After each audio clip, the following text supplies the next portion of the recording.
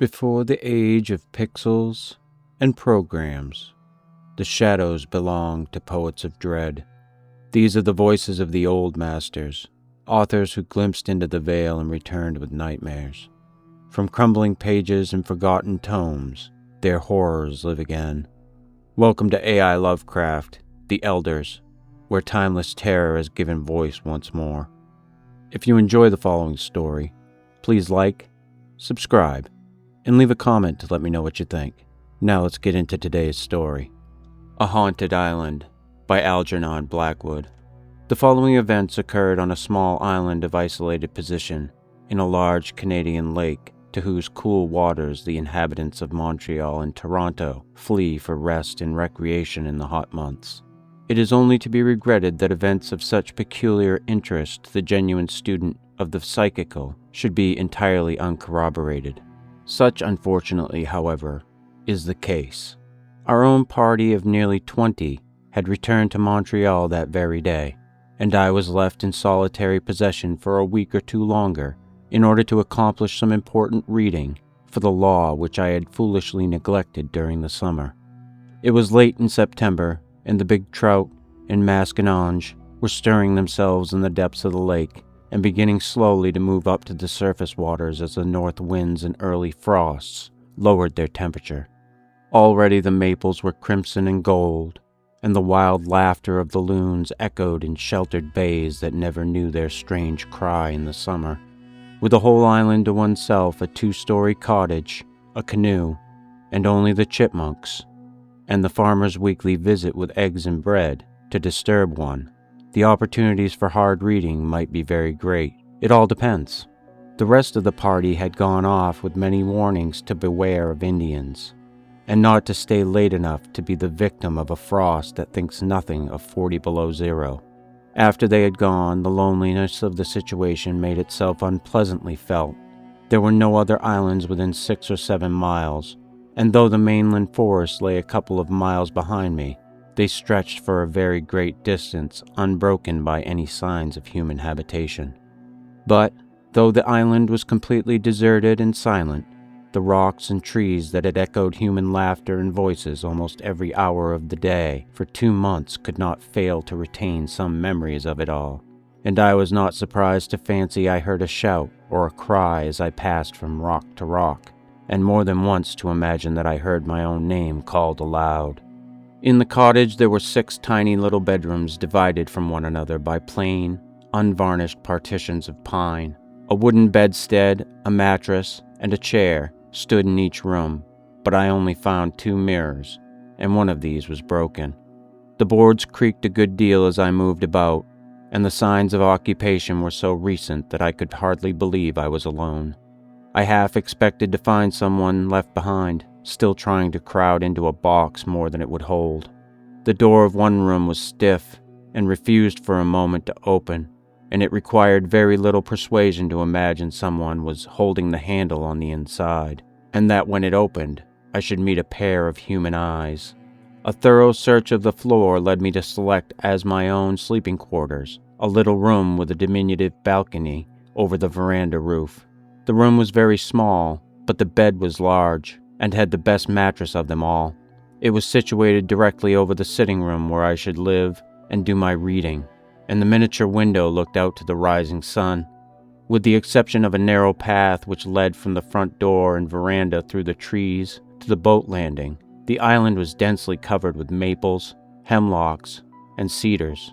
The trees gathered in round the cottage so closely that the slightest wind made the branches scrape the roof and tap the wooden walls. A few moments after sunset, the darkness became impenetrable, and 10 yards beyond the glare of the lamps that shone through the sitting-room windows, of which there were 4, you could not see an inch before your nose, nor move a step without running up against a tree. The rest of that day I spent moving my belongings from my tent to the sitting room, taking stock of the contents of the larder, and chopping enough wood for the stove to last me for a week. After that, just before sunset, I went round the island a couple of times in my canoe for precaution's sake. I had never dreamed of doing this before, but when a man is alone, he does things that never occur to him when he is one of a large party. How lonely the island seemed when I landed again. The sun was down, and twilight is unknown in these northern regions. The darkness comes up at once. The canoe safely pulled up and turned over on her face. I groped my way up the little narrow pathway to the veranda. The 6 lamps were soon burning merrily in the front room, but in the kitchen, where I dined, the shadows were so gloomy, and the lamplight was so inadequate, that the stars could be seen peeping through the cracks between the rafters. I turned in early that night, though it was calm and there was no wind. The creaking of my bedstead and the musical gurgle of the water over the rocks below were not the only sounds that reached my ears.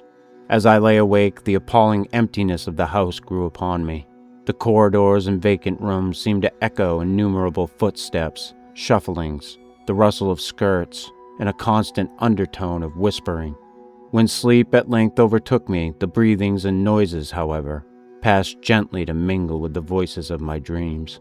A week passed by and the reading progressed favorably. On the 10th day of my solitude, a strange thing happened. I awoke after a good night's sleep to find myself possessed with a marked repugnance for my room. The air seemed to stifle me. The more I tried to define the cause of this dislike, the more unreasonable it appeared. There was something about the room that made me afraid. Absurd as it seems, this feeling clung to me obstinately while dressing, and more than once I caught myself shivering and conscious of an inclination to get out of the room as quickly as possible. The more I tried to laugh it away, the more real it became, and when at last I was dressed and went out into the passage and downstairs into the kitchen, it was with feelings of relief, such as I might imagine would accompany one's escape from the presence of a dangerous, contagious disease. While cooking my breakfast, I carefully recalled every night spent in the room, in the hope that I might in some way connect the dislike I now felt with some disagreeable incident that had occurred in it. But the only thing I could recall was one stormy night when I suddenly awoke and heard the boards creaking so loudly in the corridor that I was convinced there were people in the house. So certain was I of this that I had descended the stairs, gun in hand, only to find the doors and windows securely fastened, and the mice and black beetles in sole possession of the floor. This was certainly not sufficient to account for the strength of my feelings. The morning hours I spent in steady reading, and when I broke off in the middle of the day for a swim and luncheon, I was very much surprised, if not a little alarmed, to find that my dislike for the room had, if anything, grown stronger. Going upstairs to get a book, I experienced the most marked aversion to entering the room, and while within, I was conscious all the time of an uncomfortable feeling that was half uneasiness and half apprehension. The result of it was that, instead of reading, I spent the afternoon on the water paddling and fishing, and when I got home about sundown, brought with me half a dozen delicious black bass for the supper table and the larder.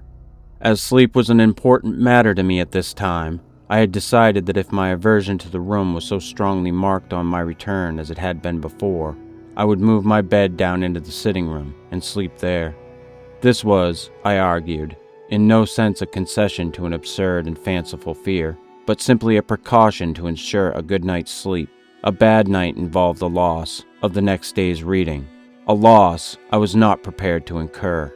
I accordingly moved my bed downstairs into a corner of the sitting room facing the door, and was moreover uncommonly glad when the operation was completed, and the door of the bedroom closed finally upon the shadows, the silence, and the strange fear that shared the room with them. The croaking stroke of the kitchen clock sounded the hour of 8 as I finished washing up my few dishes, and closing the kitchen door behind me, passed into the front room. All the lamps were lit, and their reflectors, which I had polished up during the day, threw a blaze of light into the room. Outside, the night was still and warm. Not a breath of air was stirring.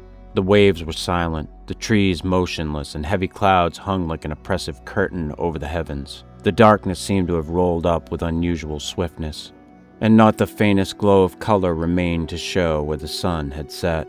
There was present in the atmosphere that ominous and overwhelming silence which so often precedes the most violent storms. I sat down to my books with my brain unusually clear, and in my heart the pleasant satisfaction of knowing that 5 black bass were lying in the ice house, and that tomorrow morning the old farmer would arrive with fresh bread and eggs. I was soon absorbed in my books. As the night wore on, the silence deepened. Even the chipmunks were still, and the boards of the floors and walls ceased creaking. I read on steadily till, from the gloomy shadows of the kitchen, came the hoarse sound of the clock striking 9. How loud the strokes sounded. They were like blows of a big hammer. I closed one book and opened another, feeling that I was just warming up to my work. This, however, did not last long. I presently found that I was reading the same paragraphs over twice, simple paragraphs that did not require such effort. Then I noticed that my mind began to wander to other things, and the effort to recall my thoughts became harder with each digression. Concentration was growing momentarily more difficult. Presently I discovered that I had turned over 2 pages instead of 1, and had not noticed my mistake until I was well down the page. This was becoming serious. What was the disturbing influence? It could not be physical fatigue. On the contrary, my mind was unusually alert and in a more receptive condition than usual. I made a new and determined effort to read, and for a short time succeeded in giving my whole attention to my subject. But in a very few moments again, I found myself leaning back in my chair, staring vacantly into space.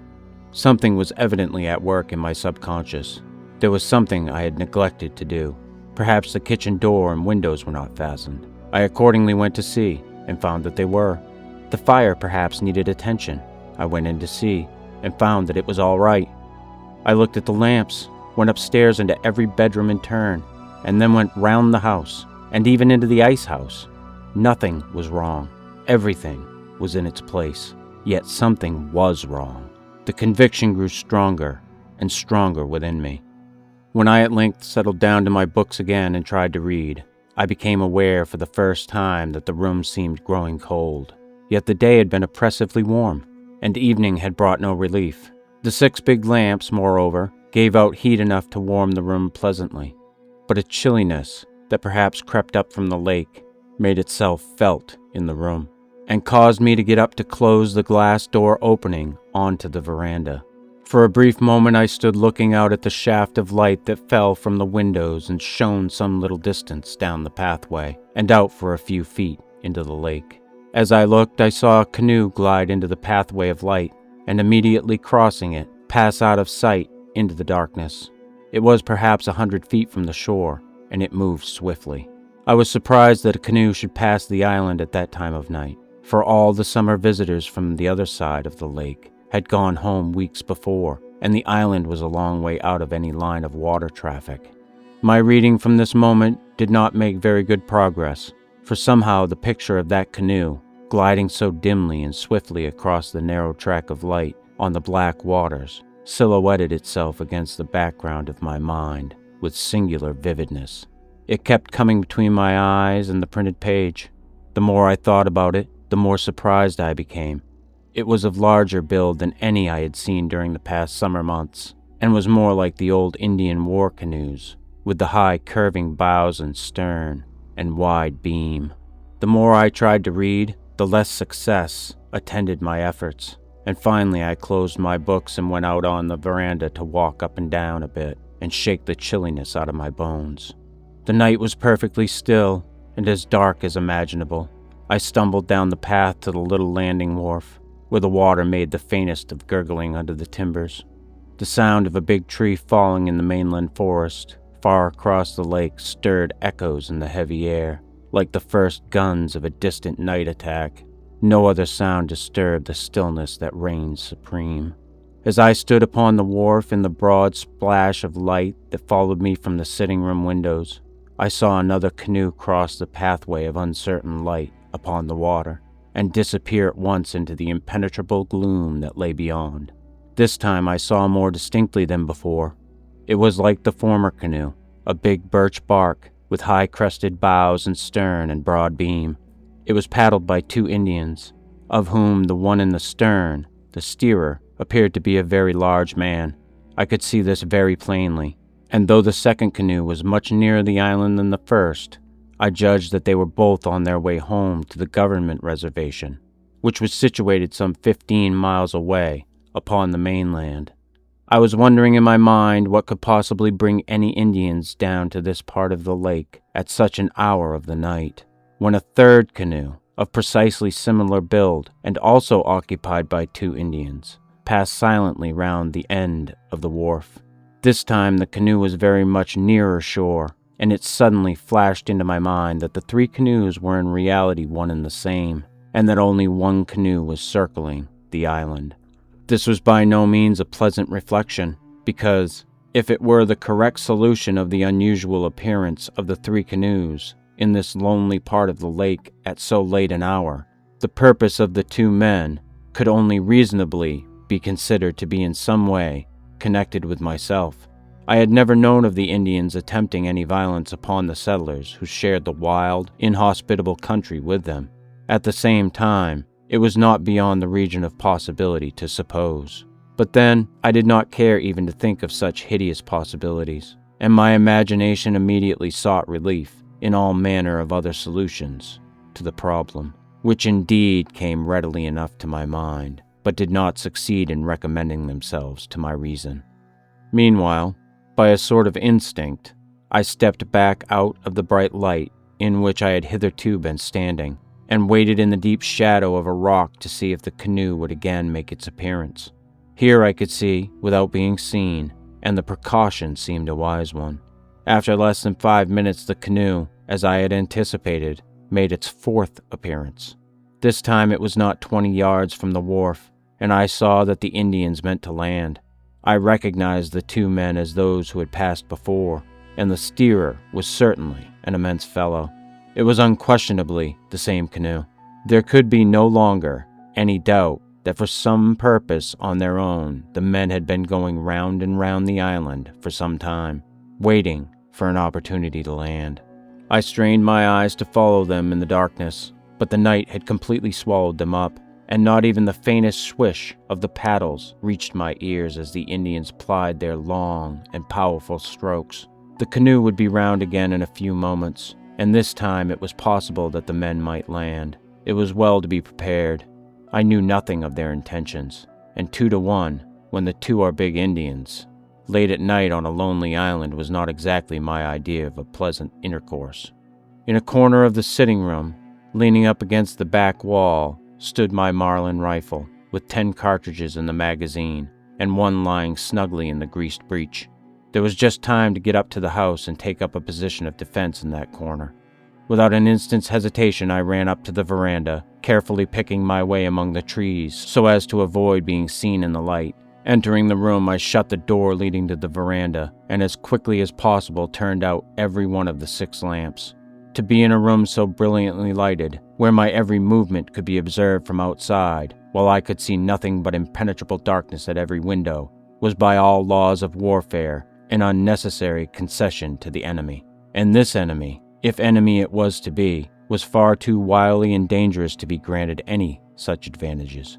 I stood in the corner of the room with my back against the wall and my hand on the cold rifle barrel. The table, covered with my books, lay between me and the door, but for the first few minutes after the lights were out, the darkness was so intense that nothing could be discerned at all. Then very gradually, the outline of the room became visible, and the framework of the windows began to shape itself dimly before my eyes. After a few minutes, the door, its upper half of glass, and the 2 windows that looked out upon the front veranda became specially distinct, and I was glad that this was so, because if the Indians came up to the house, I should be able to see their approach and gather something of their plans. Nor was I mistaken, for there presently came to my ears the peculiar hollow sound of a canoe landing and being carefully dragged up over the rocks. The paddles I distinctly heard being placed underneath, and the silence that ensued thereupon I rightly interpreted to mean that the Indians were stealthily approaching the house. While it would be absurd to claim that I was not alarmed, even frightened, at the gravity of the situation and its possible outcome, I speak the whole truth when I say that I was not overwhelmingly afraid for myself. I was conscious that even at this stage of the night, I was passing into a psychical condition, which my sensations seemed no longer normal. Physical fear at no time entered into the nature of my feelings, and though I kept my hand upon my rifle the greater part of the night, I was all the time conscious that its assistance could be of little avail against the terrors that I had to face. More than once I seemed to feel most curiously that I was in no real sense a part of the proceedings, nor actually involved in them, but that I was playing the part of a spectator, moreover, on a psychic rather than on a material plane. Many of my sensations that night were too vague for definite description and analysis, but the main feeling that will stay with me to the end of my days is the awful horror of it all, and the miserable sensation that if the strain had lasted a little longer than was actually the case, my mind must inevitably have given way. Meanwhile, I stood still in my corner and waited patiently for what was to come.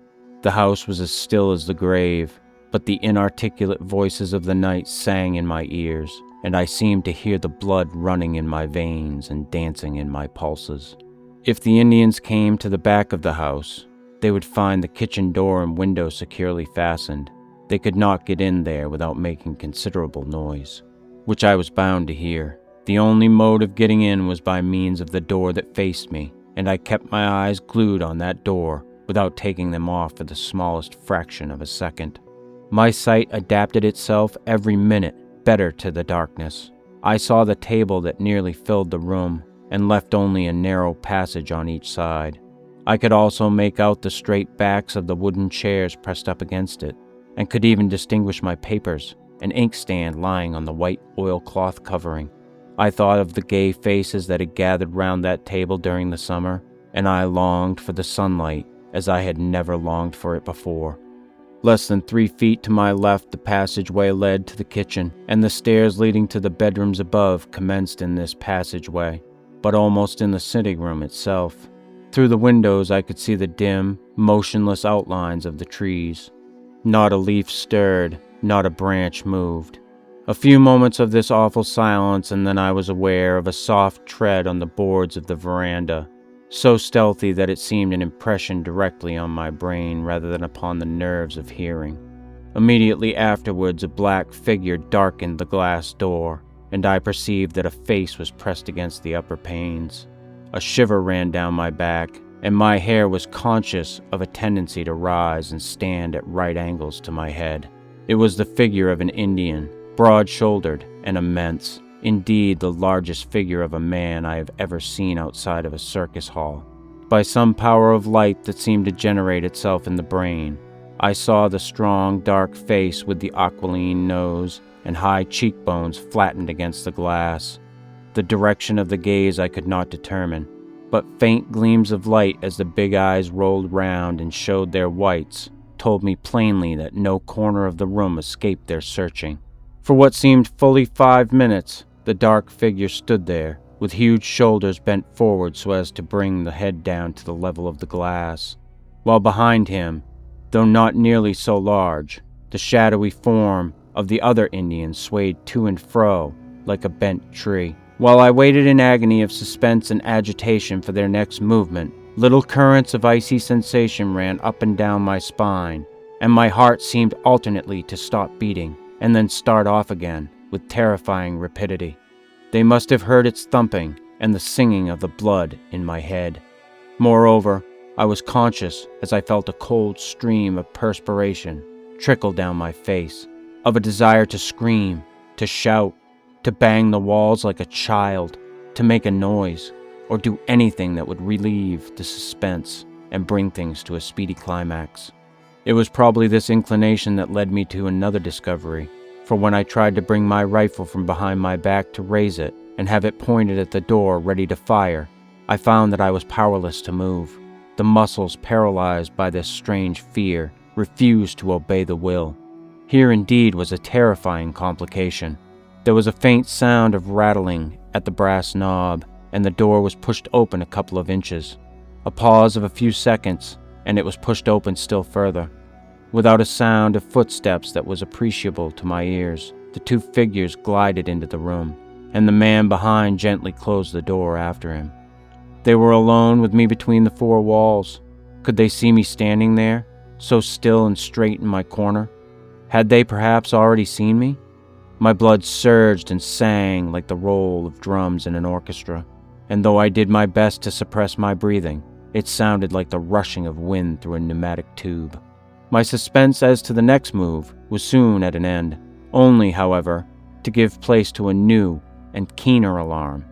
The men had hitherto exchanged no words and no signs, but there were general indications of a movement across the room, and whichever way they went, they would have to pass round the table. If they came my way, they would have to pass within 6 inches of my person.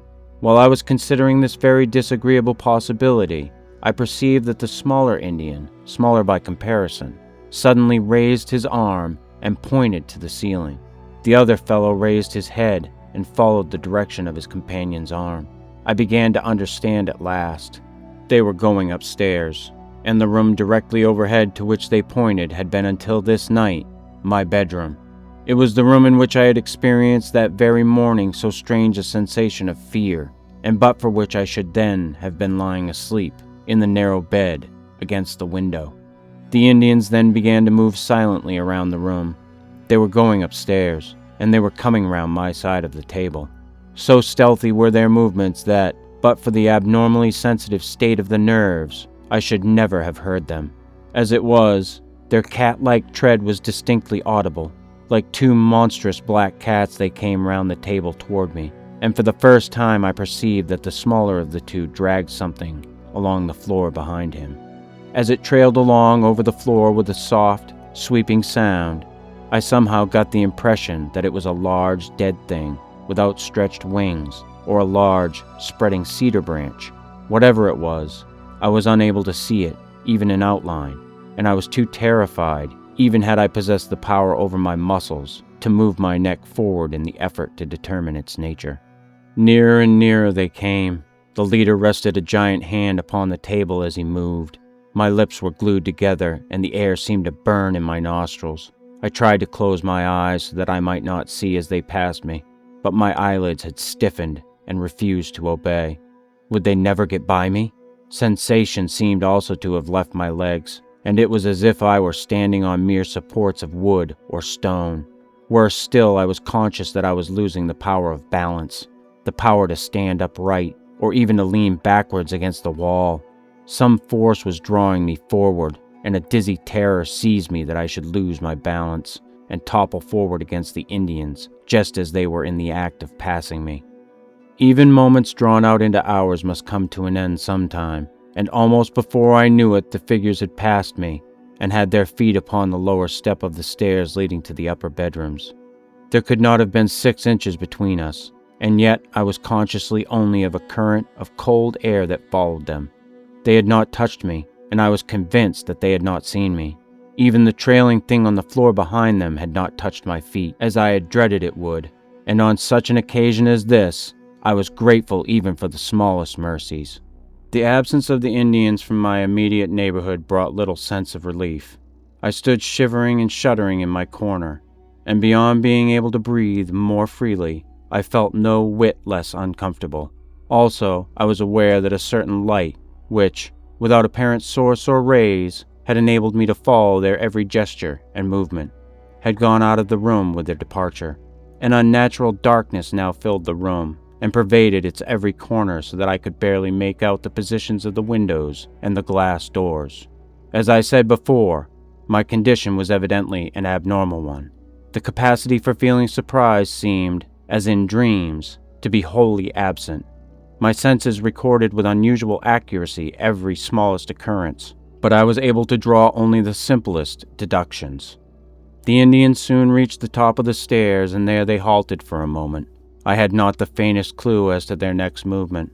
They appeared to hesitate. They were listening attentively. Then I heard one of them, who by the weight of his soft tread must have been the giant, cross the narrow corridor and enter the room directly overhead. My own little bedroom, but for the insistence of that unaccountable dread I had experienced there in the morning, I should at that very moment have been lying in the bed with the big Indian in the room standing beside me. For the space of 100 seconds there was silence, such as might have existed before the birth of sound. It was followed by a long, quivering shriek of terror, which rang out into the night, and ended in a short gulp before it had run its full course. At the same moment the other Indian left his place at the head of the stairs, and joined his companion in the bedroom. I heard the thing trailing behind him along the floor. A thud followed, as of something heavy falling, and then all became as still and silent as before. It was at this point that the atmosphere, surcharged all day with the electricity of a fierce storm, found relief in a dancing flash of brilliant lightning simultaneously with a crash of loudest thunder. For 5 seconds, every article in the room was visible to me with amazing distinctness, and through the windows I saw the tree trunks standing in solemn rows. The thunder pealed and echoed across the lake and among the distant islands, and the floodgates of heaven then opened and let out their rain in streaming torrents. The drops fell with a swift rushing sound upon the still waters of the lake, which leaped up to meet them, and pattered on the rattle of shot on the leaves of the maples and the roof of the cottage. A moment later, and another flash, even more brilliant and of longer duration than the first, lit up the sky from zenith to horizon and bathed the room momentarily in dazzling whiteness. I could see the rain glistening on the leaves and branches outside. The wind rose suddenly, and in less than a minute, the storm that had been gathering all day burst forth in its full fury. Above all the noisy voices of the elements, the slightest sounds in the room overhead made themselves heard, and in the few seconds of deep silence that followed the shriek of terror and pain, I was aware that the movements had commenced again. The men were leaving the room and approaching the top of the stairs. A short pause, and they began to descend. Behind them, tumbling from step to step, I could hear the trailing thing being dragged along. It had become ponderous. I awaited their approach with a degree of calmness, almost of apathy, which was only explicable on the ground that after a certain point, nature applies her own anesthetic, and a merciful condition of numbness supervenes.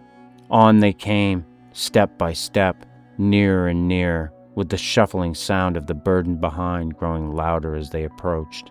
They were already halfway down the stairs when I was galvanized afresh into a condition of terror by the consideration of a new and horrible possibility. It was the reflection that if another vivid flash of lightning were to come when the shadowy procession was in the room, perhaps when it was actually passing in front of me, I should see everything in detail, and worse, be seen myself. I could only hold my breath and wait while the minutes lengthened into hours, and the procession made its slow progress round the room. The Indians had reached the foot of the staircase.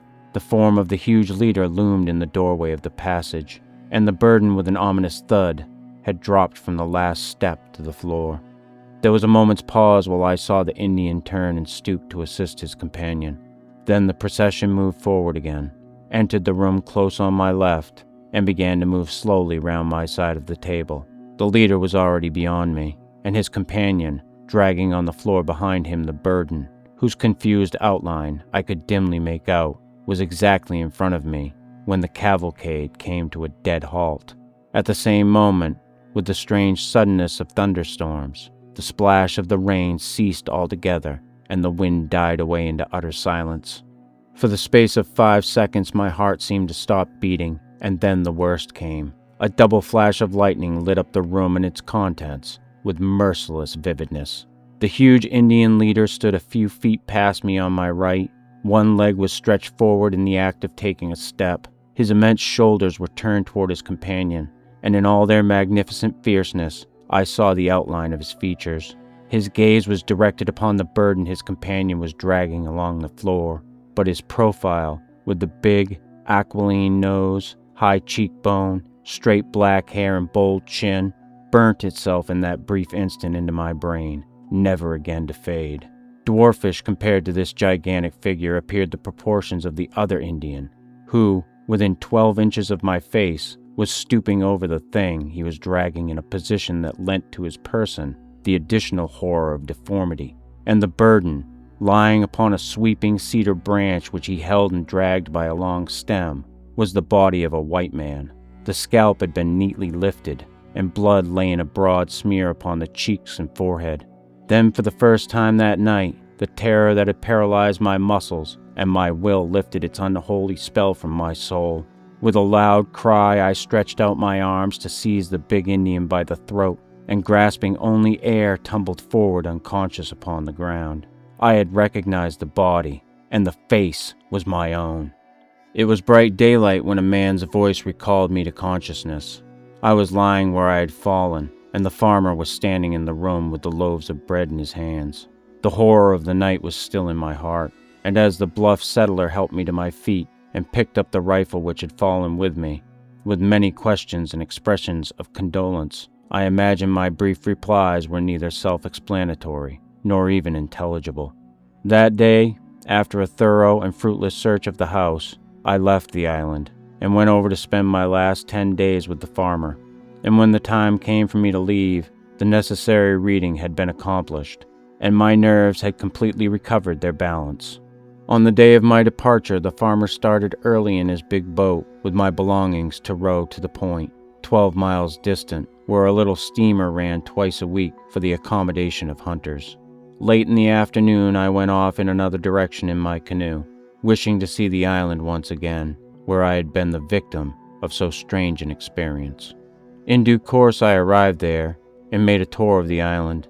I also made a search of the little house, and it was not without a curious sensation in my heart that I entered the little upstairs bedroom. There seemed nothing unusual. Just after I re-embarked, I saw a canoe gliding ahead of me around the curve of the island. A canoe was an unusual sight at this time of year, and this one seemed to have sprung from nowhere. Altering my course a little, I watched it disappear around the next projecting point of rock. It had high curving bows, and there were 2 Indians in it.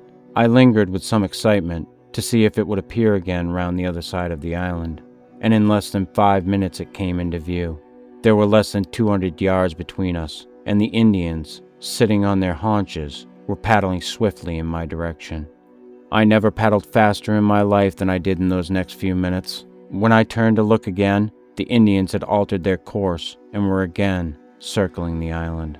The sun was sinking behind the forests on the mainland, and the crimson-colored clouds of sunset were reflected in the waters of the lake.